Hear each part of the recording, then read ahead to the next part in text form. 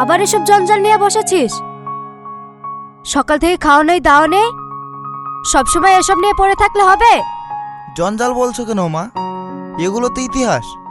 আর তাছাড়া দেখো তো, এটা শব্দ এখনো কত জানতো। ইতিহাস দিয়ে পেট চলে না। তোর বাবা বারবার বলছে ব্যবসায় মন দিতে। আমাদের ব্যবসাটা তো এখন তোকেই দেখতে হবে। আর তুই এখন পড়ে আছিস এসব ধুলোবালি নিয়ে। সবাই যেখানে সামনের দিকে তাকায় আর তুই দিন দিন পেছনে হাঁটছিস। সবাই সামনে তাকায় বলেই তো বর্তমানটা এত অস্থির মা। আর পিছনে না তাকালে আমরা জানবে বা কি করে যে আমরা সঠিক পথে আছি কিনা? এসব বড় বড় কথা বলে আমাকে ভোলানো যাবে না। তুই দিন দিন বাচ্চা হয়ে যাচ্ছিস। পুরনো অচল জিনিস দিয়ে জীবন চলে না। মা, পিছনের বেশ শক্ত নাহলে কিন্তু সামনে শক্ত হয়ে দাঁড়ানো যায় না। আর তাছাড়া এই গ্রাম্য টেপটা যদি না থাকতো আজকে ডিজিটাল মিউজিক আমরা পেতামই না। আমি শুধু শেকড়গুলোকে ঘষে মেজে পরিষ্কার করছি। তোর সাথে তর্ক করে পারবো না। তোর ওই শেকড় নিয়ে তুই থাক। আজ দুপুরের মধ্যে যেন অফিসে দেখি। মনে থেকে জানো। চেষ্টা করবো মা। আগে এটার প্রাণটা তো ফিরিয়ে দিই।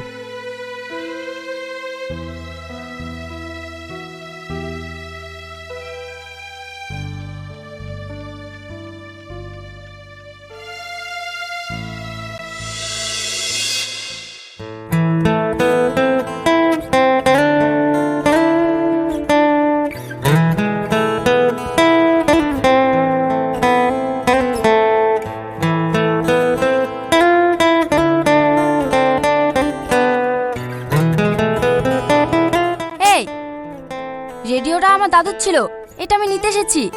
আপনি এতে কেন হাত দিচ্ছেন?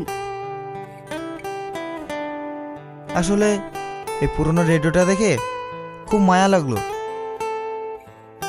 আর তাছাড়া পুরনো জিনিসের উপরে তো সবারই একটু অধিকার বেশি থাকে, তাই না? রেডিও তো শুধু খবর বা গান শোনার জিনিস, এতে আবার মায়া আসবে কেন? আর অধিকারী বা কেন আসবে?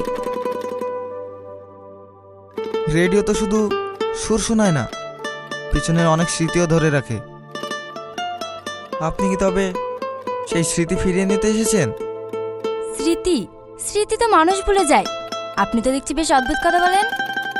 মানুষ ভুলে যায়, কিন্তু এই পুরনো জিনিসগুলো ঠিক মনে রাখে। যেমন ধরুন এই রেডিওটা। না জানি কত বছর ধরে এটা আপনার দাদুর আনন্দের সঙ্গী ছিল। কত বিকেল গড়িয়ে সন্ধ্যা নামার সাক্ষী এটি। আজ আপনি একে নিতে এসেছেন কারণ আপনার ভিতরে সেই স্মৃতিগুলো জমে আছে। ঠিক বলেছেন। এটা দেখলে ছেলেবেলাকার রেডিওর পাশে বসে থাকা কথাগুলো মনে পড়ে যায়। কিন্তু আপনি এত কিছু জানেন কি করে? আমি আসলে পুরনো জিনিসের মধ্যে নতুন গল্প খুঁজি। আমার মনে হয় কি আমরা শুধু এই জিনিস কিনি, আসলে তো আমরা আমাদের হারিয়ে যাওয়ার সময়গুলোকে খুঁজে বেড়াই। আপনার নামটা জানা হলো না, আপনার নামটা কি জানতে পারি? আমি সাজিদ। আর আপনি যার স্মৃতি খুঁজছেন সে দাদুর নাতনি নিশ্চয়। হুম।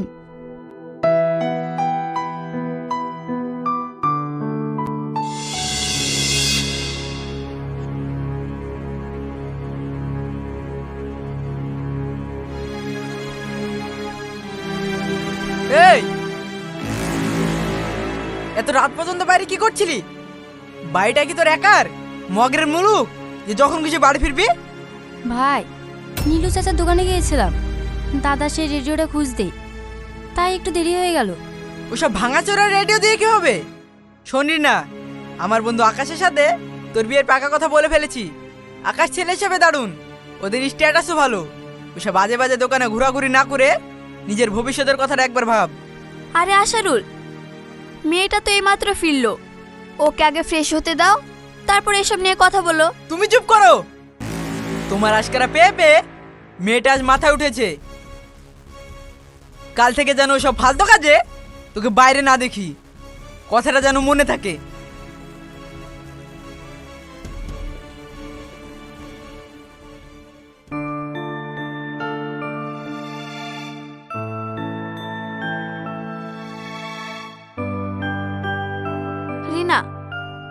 মেয়েটা তো চিনিস, রাগের মাথায় কি বলে সে নিজেই ঠিক পায় না। তা সে রেডিওটাকে কি খুঁজে পেলি? পেয়েছি ভাবি, কিন্তু কিন্তু কি? রেডিওটাকে খুঁজে পেলি না অন্য কাউকে খুঁজে পেলি? তোর চোখ তো অন্য কথা বলছে। মানে অন্য কাউকে মানে?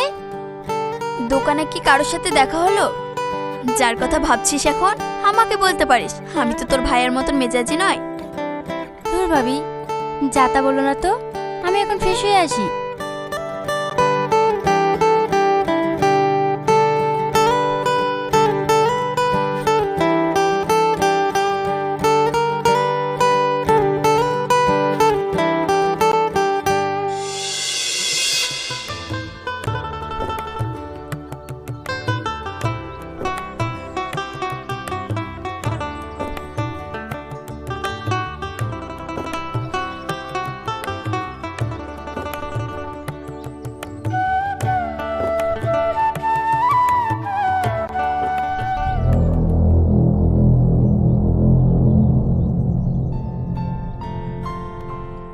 অজানা কথা।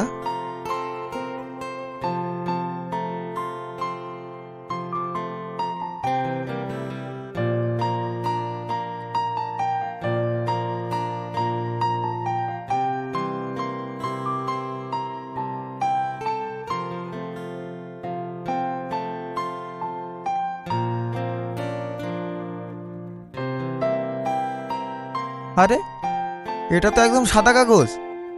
হ্যাঁ, এতে তো কিছুই লেখা নেই। হয়তো অনেক কথা ছিল, কিন্তু সাহস করে ঠিক লিখতে পারেনি।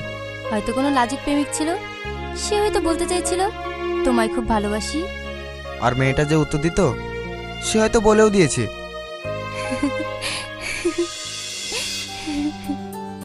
তোমার হাসিটা না অনেক সুন্দর, তবে ওই চোখের কোণে লুকিয়ে থাকা মন খারাপের কারণটা জানতে পারি?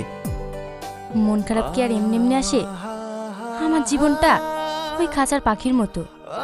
কেন, কি হয়েছে? আমার ভাই চায় আমাকে পাথরের কাছে বন্দি করে রাখুক, সেখানে আমার ইচ্ছের কোনো দাম নেই। ভাইয়া খুব কড়া? হ্যাঁ, সে চায় তার বন্ধুর সাথে আমার বিয়ে হোক, জোর করে সব চাপিয়ে দিচ্ছে। জীবনটা আপনার রিনা, অন্য কেউ কেন সিদ্ধান্ত নেবে? চাইলে কি সব পাওয়া যায়? আমার জীবনটা এই সাদা কাগজের মতো, কোনো রং নেই। রং নেই তো কি হয়েছে? আপনি চাইলেই তো নিজে নিজের গল্প লিখতে পারেন।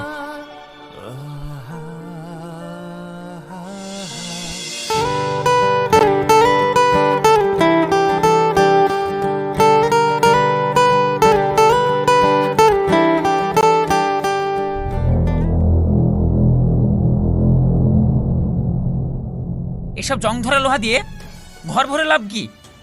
এগুলো কি তোমায় ভাত দেবে? বাবা, সব কিছু তো আর ভাতের জন্য হয় না, কিছু কিছু জিনিস মনের খুশির জন্যও থাকে। অনেক হয়েছে, এবার থামো। আমি আমার বন্ধুর মেয়ের সঙ্গে তোমার বিয়ের কথা বলেছি। মেয়েটা শিক্ষিত, বড় ঘরের। কিন্তু বাবা, আমি তো তাকে চিনি না, না চিনে বিয়েটা কিভাবে করি বলো? শোনো সাজিদ, আবেগ দিয়ে পেট ভরে না, জং ধরা লোহা দিয়ে সংসার সাজানো যায় না। বাস্তবটা বুঝতে শেখো।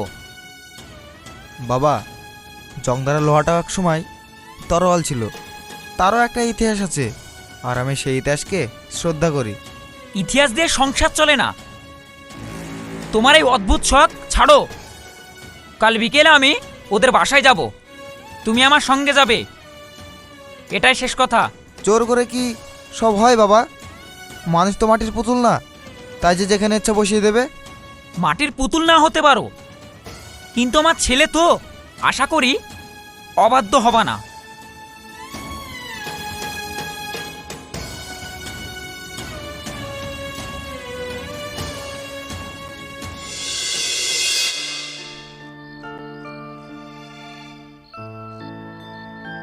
কি রে, ছাদে একা একা দাঁড়িয়ে কি ভাবছিস?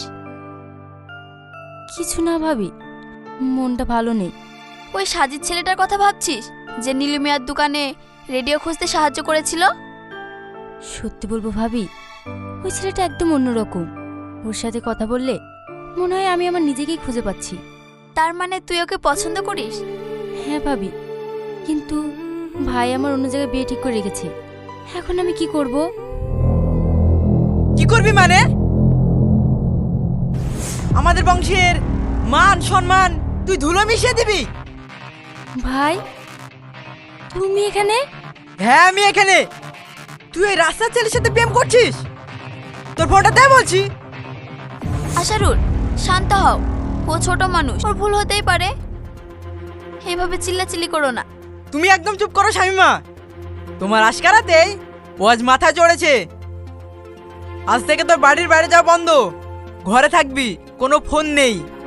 বিয়ের আগে পর্যন্ত তুই এই বাড়ি থেকে বের হবি না। ভাইয়া প্লিজ এরকম করো না, আমি তো কোনো অন্যায় করিনি। বড়দের কথা অবাধ্য হওয়া তো সবচেয়ে বড় অন্যায়। চল ভেতরে। ভাইয়া ছেড়ে দাও ভাইয়া।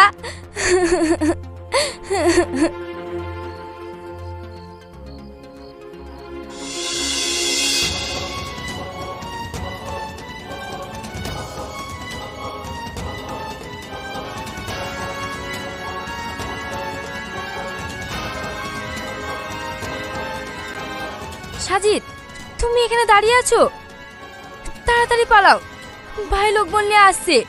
আমি অনেক কষ্ট করে এসেছি, তাড়াতাড়ি চলো। থামো, পালানোর জন্য তো আসিনি। আর তাছাড়া পালাইলে তো সব সমস্যার সমাধান হয় না। সাজিদ, তোর সাহস তো কম নয়। আমার বোনকে ঘর থেকে বের করার ফল কি হয় তুই জানিস? আজ তোকে মেরে এখানেই পুঁতে দেব। ভাইয়া প্লিজ, সাজিদ কোনো অন্যায় করেনি, আমি নিজের ইচ্ছা এসেছি। তুমি ওকে ছেড়ে দাও। সর, চুপ কর। আজ ও রক্ত না দেখলে আমার শান্তি হবে না।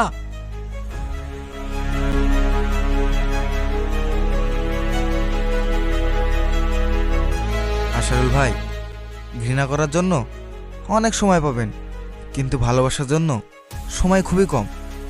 নিজের বোনকে জোর করে নয়, ভালোবেসে আগলে রাখুন। পেশি শক্তি দিয়ে শরীর আটকানো যায়, মন নয়।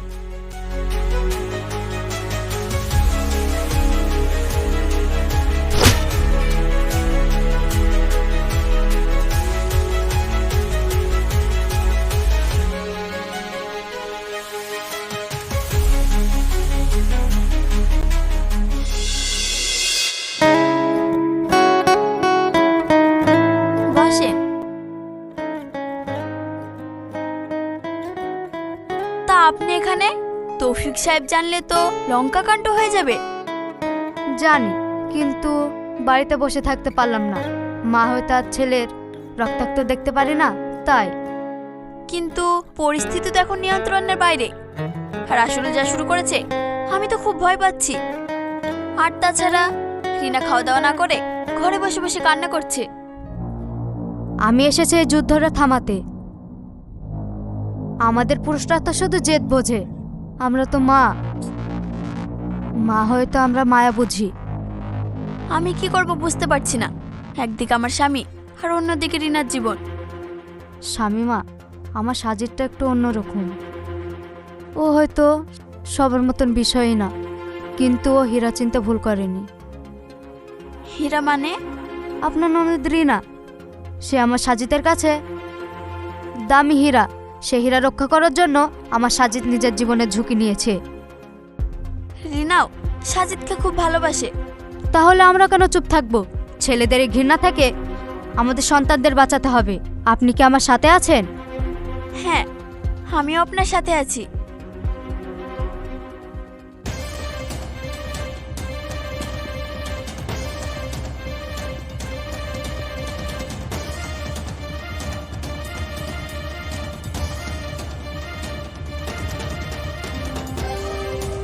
সাজিদ, তোকে শেষবারের মতো বলছি, আমার বোনকে ছেড়ে দে, না হলে তোকে আজ এখানেই শেষ করে দেব।